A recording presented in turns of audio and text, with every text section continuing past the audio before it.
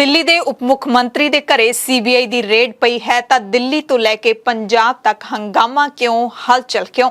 एक वड्डी खबर आउंदी है शुक्रवार नूं जदों दिल्ली दे डिप्टी सीएम मनीष सिसोदिया दे घरे सीबीआई रेड करन दे लई पहुंच जांदी है। मनीष सिसोदिया दे घर सने पूरे देश दे विच 21 थावां ते सीबीआई ने छापेमारी कीती। ਇਹ ਵੀ ਖਬਰਾਂ ਜਿਹੜੀਆਂ ਸੂਤਰਾਂ ਮੁਤਾਬਕ ਦੱਸੀਆਂ ਜਾ ਰਹੀਆਂ ਨੇ ਕਿ ਸੀਬੀਆਈ ਨੇ ਮਨੀਸ਼ ਸਿਸੋਦੀਆ ਦੇ ਘਰੋਂ ਕੁਝ ਦਸਤਾਵੇਜ਼ ਚੁੱਕ ਲਏ ਨੇ। ਛਾਪਿਆਂ ਦਾ ਵਿਰੋਧ ਕਰਨ ਵਾਲੇ ਆਮ ਆਦਮੀ ਪਾਰਟੀ ਦੇ ਵਰਕਰ ਵੀ ਦਿੱਲੀ ਦੇ ਵਿੱਚ ਪੁਲਿਸ ਨੇ ਹਿਰਾਸਤ ਦੇ ਵਿੱਚ ਲਏ।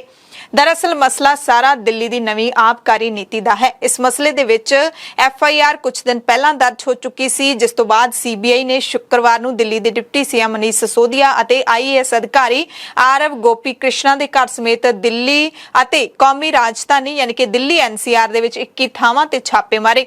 छापेमारी के दौरान दिल्ली के डिप्टी सीएम मनीष सिसोदिया घर विच मौजूद सन जां फिर नहीं सन, इस बारे असीं कुछ भी पुख्ता नहीं कह सकते। हालांकि अधिकारियों ने दस्सिया कि सीबीआई ने पिछले साल नवंबर दे विच लिआंदी गई दिल्ली सरकार की आबकारी नीति नूं बनाउण अते लागू करन दे विच कथित बेनियमियां दे संबंध विच FIR दर्ज कीती ते छापेमारी दी इस कार्रवाई तो बाद मनीष सिसोदिया ने ट्विटर ते कहा कि साजिशां मैनूं तोड़ नहीं सकदियां, चंगी सिक्ख्या लई काम करदा रहांगा। सिसोदिया ने ट्वीट कीते, 2-3 ट्वीट कीते, कहंदे सीबीआई पहुंच गई है पर असीं कट्टड़ ईमानदार हां, लखां बच्चियां दा भविख तैयार कर रहे हां, लखां बच्चियां दा प्यार मेरे नाल है, साडी सरकार दे नाल है। पर कहंदे मंदभागी गल है कि साडे देश दे विच चंगा काम करन वालियां नूं परेशान कीता जांदा है, इस करके साडा देश नंबर 1 नहीं बन सकिया।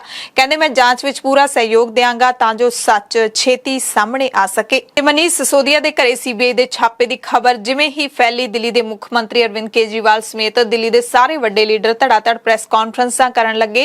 दिल्ली तो लैके पंजाब तक पूरी हलचल मच गई। हर कोई इस वड्डी खबर ते अपना प्रतिक्रम देण लग्या। जाहिर तौर ते आम आदमी पार्टी दे लीडर अपने लीडर दे हक विच बोलदे रहे अते विरोधी धिरां निशाने साधदियां रहियां। उन्हां नूं आम आदमी पार्टी ते निशाने लाउण दे लई एक वड्डी गल चो मिल गई। दिल्ली दे मुख्यमंत्री अरविंद केजरीवाल ने भी प्रेस कॉन्फ्रेंस करके कहा कि ਜਿਹੜੇ सीबीआई ਦੇ ਛਾਪੇ ਨੇ ਉਹ ਸਾਡੇ ਚੰਗੇ ਕੰਮਾਂ ਦਾ ਇਨਾਮ ਨੇ, ਕਿਉਂਕਿ ਸਾਡੇ ਕੰਮਾਂ ਦੀ ਵਿਸ਼ਵ ਪੱਧਰ ਤੇ ਸ਼ਲਾਘਾ ਹੋ ਰਹੀ ਹੈ। ਮੁੱਖ ਮੰਤਰੀ ਨੇ ਕਿਹਾ ਕਿ सीबीआई ਦੇ ਛਾਪੇ ਪਹਿਲਾਂ ਵੀ ਪਏ ਸੀ, ਉਦੋਂ ਵੀ ਕੁਝ ਸਾਹਮਣੇ ਨਹੀਂ ਆਇਆ ਤੇ ਹੁਣ ਵੀ ਕੁਝ ਸਾਹਮਣੇ ਨਹੀਂ ਆਏਗਾ, ਇਹ ਦਾਅਵਾ ਕੀਤਾ ਅਰਵਿੰਦ केजरीवाल ने।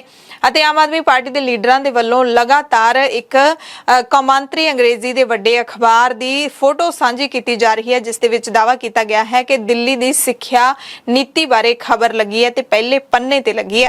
कई झूठे केस कर चुके मनीष जी के ऊपर, मेरे ऊपर कई बार रेड कर चुके, सतिंदर जैन पे, कैलाश गहलोत पे, हमारे कितने लोगों पे ये लोग रेड कर चुके, कुछ नहीं मिला, अभी भी कुछ नहीं मिलेगा।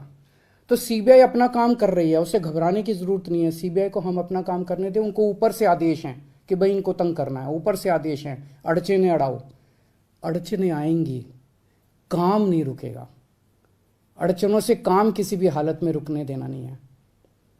अब एक ही अपना मकसद है, इनके भरोसे अगर देश छोड़ दिया तो ये लोग भारत को कभी आगे नहीं आने देंगे, हमेशा टांग खींचेंगे। अब 130 करोड़ लोगों को मिलके भारत को आगे ले जाना। पंजाब के मुख्यमंत्री भगवंत सिंह मान भी भड़क उठे। उन्होंने केंद्र सरकार नूं घेरदिआं कहा कि मनीष सिसोदिया आजाद भारत के सर्वोत्तम सिक्ख्या मंत्री ने। अज अमरीका के सब तो वड्डे अखबार न्यूयॉर्क टाइम्स ने पहले पन्ने ते कहंदे उन्हां दी फोटो छापी है ते अज ही मोदी जी ने उन्हां दे घरे सीबीआई भेज दित्ती है।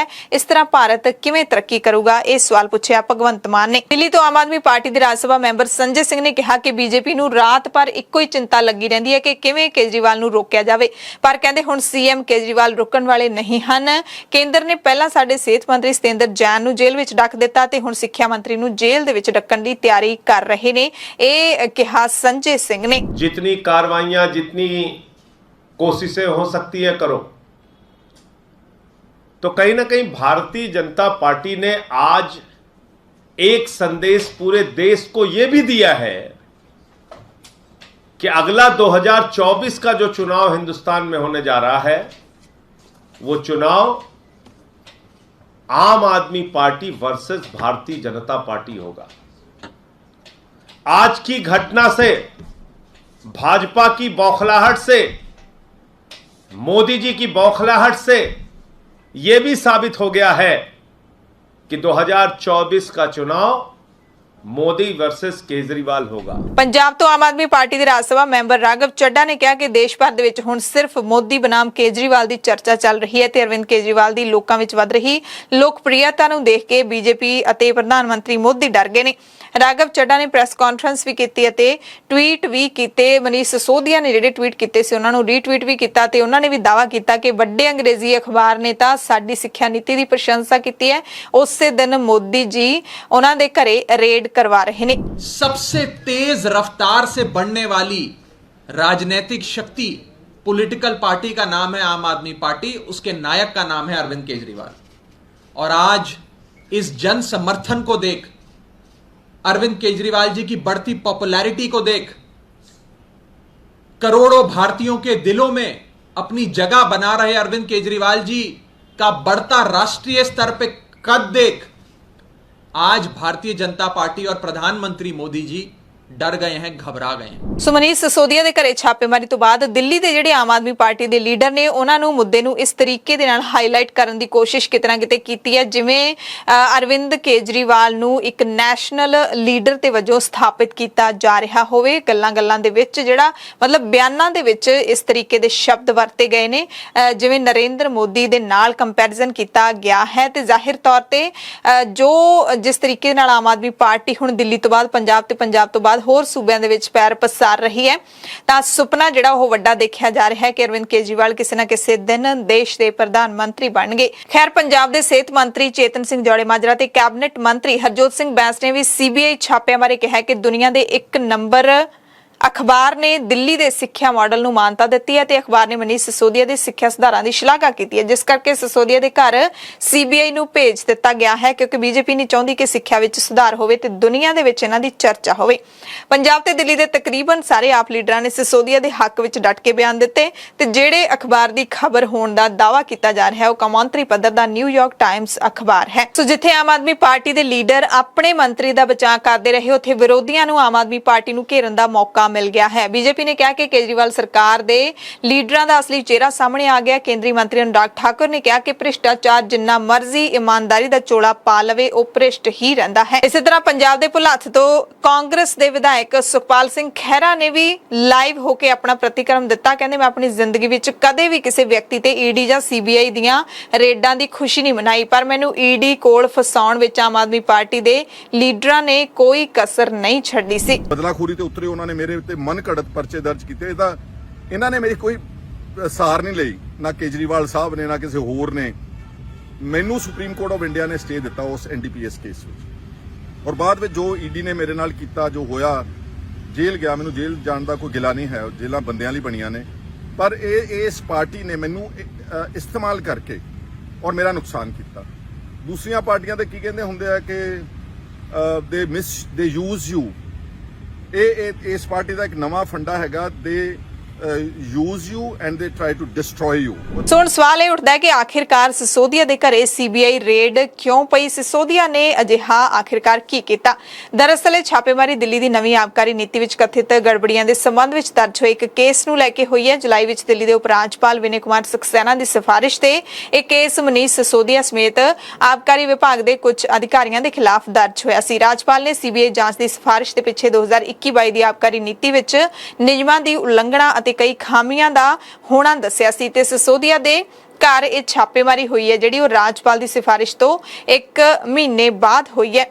ਇਸ ਕੇਸ ਦੇ ਵਿੱਚ ਸਿਸੋਦੀਆ ਖਿਲਾਫ ਕਈ ਸ਼ਰਾਬ ਦੇ ਕਾਰੋਬਾਰੀਆਂ ਨੂੰ ਫਾਇਦਾ ਪਹੁੰਚਾਉਣ ਦਾ ਇਲਜ਼ਾਮ ਹੈ ਤੇ ਇਲਜ਼ਾਮ ਇਹ ਵੀ ਹੈ ਕਿ ਸਿਸੋਦੀਆ ਨੇ ਉਪ ਰਾਜਪਾਲ ਦੀ ਪ੍ਰਵਾਨਗੀ ਤੋਂ ਬਿਨਾਂ ਆਬਕਾਰੀ ਨੀਤੀ ਵਿੱਚ ਬਦਲਾਅ ਕਰ ਦਿੱਤਾ। ਹਾਲਾਂਕਿ ਦਿੱਲੀ ਸਰਕਾਰ ਨੇ ਇਹਨਾਂ ਇਤਰਾਜ਼ਾਂ ਤੋਂ ਬਾਅਦ ਆਪਣੀ ਨਵੀਂ ਆਬਕਾਰੀ ਨੀਤੀ ਵਾਪਸ ਲੈ ਲਈ ਸੀ ਤੇ 1 ਅਗਸਤ ਤੋਂ ਦਿੱਲੀ ਵਿੱਚ ਮੁੜ ਸ਼ਰਾਬ ਹੈ ਜਿਹੜੀ ਉਹ ਪੁਰਾਣੀ ਨੀਤੀ ਮੁਤਾਬਿਕ ਸਰਕਾਰੀ ਦੁਕਾਨਾਂ ਰਾਹੀਂ ਵਿਕ ਰਹੀ ਹੈ। ਦਿੱਲੀ ਆਬਕਾਰੀ ਨੀਤੀ 2010 ਅਤੇ ਵਪਾਰਿਕ ਨਿਯਮਾਂ ਦਾ ਲੈਣ ਦੇਣ ਐਕਟ 1993 ਦੇ ਮੁਤਾਬਿਕ ਜੇ ਨੀਤੀ ਵਿੱਚ ਕੋਈ ਵੀ ਬਦਲਾਅ ਕੀਤਾ ਜਾਂਦਾ ਹੈ ਤਾਂ ਇਸ ਨੂੰ ਕੈਬਨਿਟ ਦੇ ਸਾਹਮਣੇ ਰੱਖਣਾ ਹੁੰਦਾ ਹੈ ਕਾਨੂੰਨ ਦੇ ਮੁਤਾਬਿਕ, ਜਿਸ ਤੋਂ ਬਾਅਦ ਇਸ ਨੂੰ ਉਪ ਰਾਜਪਾਲ ਦੀ ਪ੍ਰਵਾਨਗੀ ਦੇ ਲਈ ਭੇਜਣਾ ਹੁੰਦਾ ਹੈ ਪਰ ਅਜਿਹਾ ਦਿੱਲੀ ਦੀ ਸਰਕਾਰ ਦੇ ਵੱਲੋਂ ਨਹੀਂ ਕੀਤਾ ਗਿਆ। ਸ਼ਾਇਦ ਇਸੇ ਕਰਕੇ ਰਾਜਪਾਲ ਨੇ ਵੀ ਕਿਹੜ ਕੱਢੀ ਹੋਵੇ। ਤੇ ਉਧਰ ਦਿੱਲੀ ਦੇ ਵਿੱਚ ਸੀਬੀਆਈ ਦੀ ਰੇਡ ਸਿਸੋਦੀਆ ਦੇ ਘਰੇ ਪਈ ਹੈ ਤਾਂ ਹੁਣ ਵਿੱਤ ਮੰਤਰੀ ਜਿਹੜੇ ਪੰਜਾਬ ਦੇ ਨੇ ਹਰਪਾਲ ਹਰਪਾਲ ਸਿੰਘ ਚੀਮਾ ਉਹ ਨਿਸ਼ਾਨੇ ਤੇ ਆ ਗਏ ਨੇ। ਵਿਰੋਧੀਆਂ ਨੇ ਜਾਂਚ ਮੰਗ ਲਈ ਹੈ। ਦਰਅਸਲ ਦਿੱਲੀ ਦੇ ਵਿੱਚ ਜੋ ਸਿਸੋਦੀਆ ਦੇ ਘਰੇ ਰੇਡ ਹੋਈ, ਉਸ ਤੋਂ ਬਾਅਦ ਪੰਜਾਬ ਦੀ ਵਿਰੋਧੀ ਧਿਰ ਕਾਂਗਰਸ ਨੇ ਸੂਬੇ ਦੀ ਨਵੀਂ ਐਕਸਾਈਜ਼ ਪਾਲਿਸੀ ਨੂੰ ਲੈ ਕੇ ਇੱਧਰ ਵੀ ਸਵਾਲ ਚੁੱਕਣੇ ਸ਼ੁਰੂ ਕਰ ਦਿੱਤੇ ਨੇ, ਕਿਉਂਕਿ ਸ਼ਰਾਬ ਨੀਤੀ ਦੇ ਐਲਾਨ ਵੇਲੇ ਮਾਨ ਸਰਕਾਰ ਨੇ ਦਾਅਵਾ ਕੀਤਾ ਸੀ ਕਿ ਦਿੱਲੀ ਦੀ ਐਕਸਾਈਜ਼ ਪਾਲਿਸੀ ਦੀ ਤਰਜ਼ ਉੱਤੇ ਹੀ ਪੰਜਾਬ ਦੀ ਨਵੀਂ ਐਕਸਾਈਜ਼ ਪਾਲਿਸੀ ਤਿਆਰ ਕੀਤੀ ਗਈ ਹੈ। ਹੁਣ ਕਾਂਗਰਸ ਦੇ ਵਿਧਾਇਕ ਤੇ ਸਾਬਕਾ ਸਿੱਖਿਆ ਮੰਤਰੀ ਪ੍ਰਗਟ ਸਿੰਘ ਨੇ ਵੀ ਪੰਜਾਬ ਦੀ ਨਵੀਂ ਐਕਸਾਈਜ਼ ਪਾਲਿਸੀ ਦੀ ਜਾਂਚ ਦੀ ਮੰਗ ਕੀਤੀ ਹੈ। ਉਹਨਾਂ ਕਿਹਾ ਕਿ ਜ਼ਾਹਿਰ ਤੌਰ ਤੇ ਕਿਸੇ ਵੀ ਪਾਲਿਸੀ ਨਾਲ ਦੇਸ਼ ਜਾਂ ਫਿਰ ਸੂਬੇ ਨੂੰ ਨੁਕਸਾਨ ਨਹੀਂ ਹੋਣਾ ਚਾਹੀਦਾ। ਉਹਨਾਂ ਕਿਹਾ ਕਿ ਏਜੰਸੀਆਂ ਦੀ ਦੁਰਵਰਤੋਂ ਵੀ ਨਹੀਂ ਹੋਣੀ ਚਾਹੀਦੀ, ਪਰ ਸੱਚਾਈ ਸਾਹਮਣੇ ਆਉਣੀ ਵੀ ਜ਼ਰੂਰੀ ਹੈ।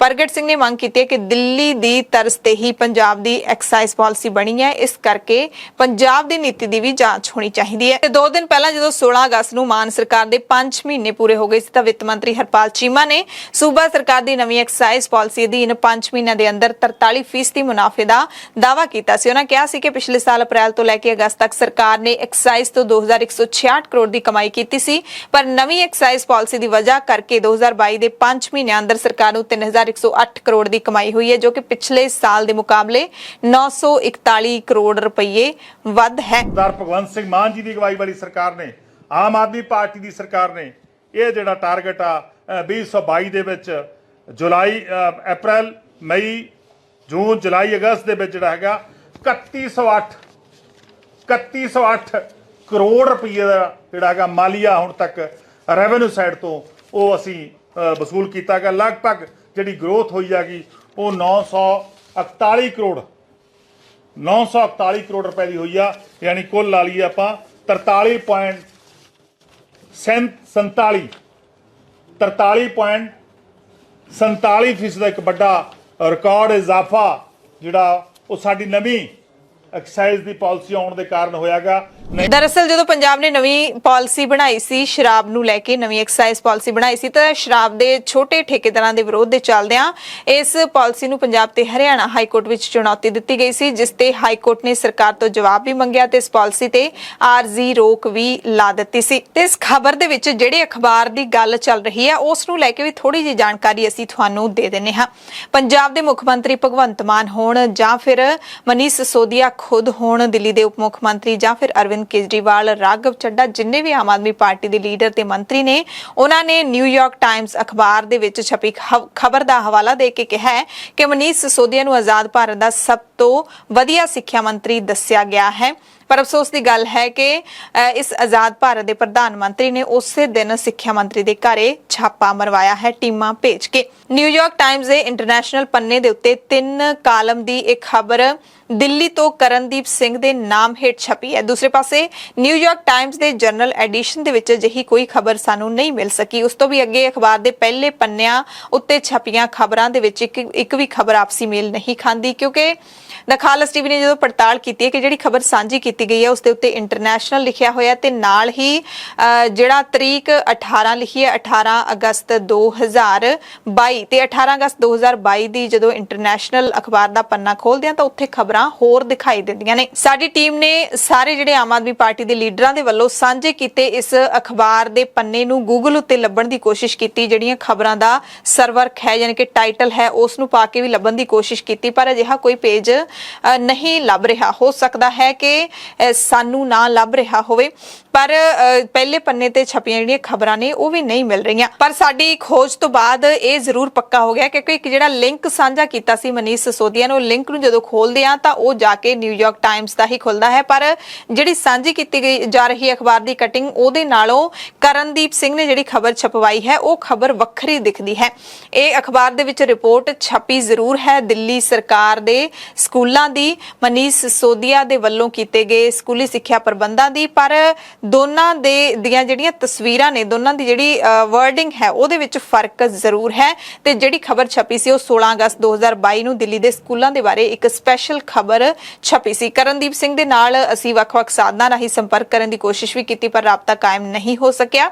ਖਬਰ ਨੂੰ ਕਨਫਰਮ ਕਰਨ ਦੇ ਲਈ ਉਹਨਾਂ ਨੂੰ ਇੱਕ ਈਮੇਲ ਵੀ ਭੇਜੀ ਗਈ, ਪਰ ਉਹਨਾਂ ਦੇ ਈਮੇਲ ਦੇ ਜਿਹੜਾ ਰਿਪਲਾਈ ਹੈ ਉਹ ਇੱਕ ਆਟੋਮੈਟਿਕ ਰਿਪਲਾਈ ਦੇ ਵਾਂਗੂ ਵਾਪਸ ਵਾਪਸ ਆ ਗਿਆ। ਤੇ ਇਹ ਤਾਂ ਪੱਕੀ ਪੁਸ਼ਟੀ ਹੈ ਕਿ 16 ਅਗਸਤ ਨੂੰ ਨਿਊਯਾਰਕ ਟਾਈਮਸ ਦੇ ਵਿੱਚ ਇਹ ਖਬਰ ਹੈ ਜਿਹੜੀ ਉਹ ਛਪੀ ਹੈ, ਪਰ ਇਸ ਤੋਂ ਪਹਿਲਾਂ ਵੀ ਕਈ ਵਾਰੀ ਅਜਿਹੀਆਂ ਖਬਰਾਂ ਸਾਹਮਣੇ ਆਉਂਦੀਆਂ ਰਹਿੰਦੀਆਂ ਨੇ ਜਦੋਂ ਨਿਊਯਾਰਕ ਟਾਈਮਸ ਦੇ ਪੰਨੇ ਨੂੰ ਲੈ ਕੇ ਉਸ ਨੂੰ ਫੇਕ ਐਡਿਟ ਕਰਕੇ ਬਹੁਤ ਸਾਰੀਆਂ ਖਬਰਾਂ ਚਲਾਈਆਂ ਜਾਂਦੀਆਂ ਨੇ ਤੇ ਦੁਨੀਆ ਦੇ ਵਿੱਚ ਗਲਤ ਤਰੀਕੇ ਦੇ ਨਾਲ ਫੈਲਾਈਆਂ ਜਾਂਦੀਆਂ ਨੇ ਬਹੁਤ ਸਾਰੇ ਭਰਮਾਉਣ ਵਾਲੇ ਲੋਕਾਂ ਦੇ ਵੱਲੋਂ।